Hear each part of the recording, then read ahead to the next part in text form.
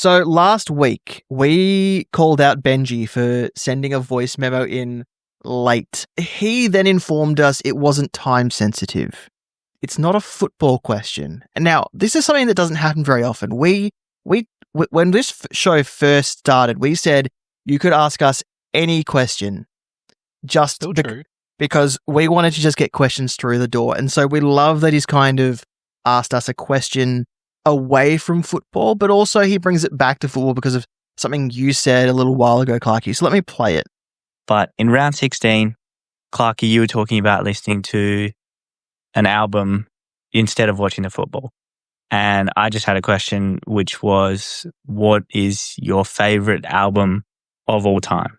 Like, there's a few different answers for me. I could talk about an album that just really, like, it grabbed my brain by like both sides and like squeezed it until it could no more. And that was Sigh No More by Mumford & Sons. I specifically remember seeing the music video for Little Lion Man, and I had the same experience when I discovered anime by seeing an episode of Cowboy Bebop, where just something changed in my brain chemistry where I was like, this is scratching an it, right? Like, this is really scratching. And Sigh No More is a fantastic album.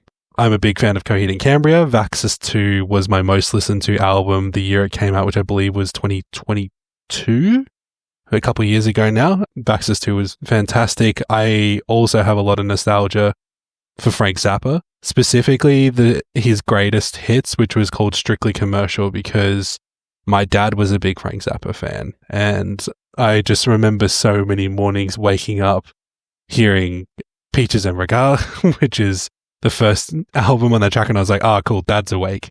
And my dad passed in 2017, but like that was something that we kind of shared, where it was like this weird out there like acid jazz, but also Frank Zappa was a composer. The list could go on. Outside of football, music is one of my greatest escapes.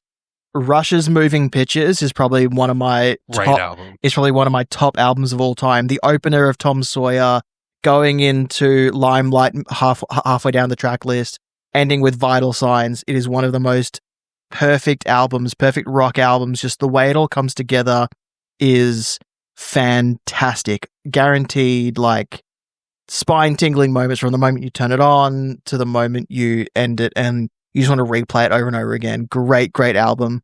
My album of the year, I could not stop replaying this album when it came out earlier this year. Bon Ivar's Sable Fable.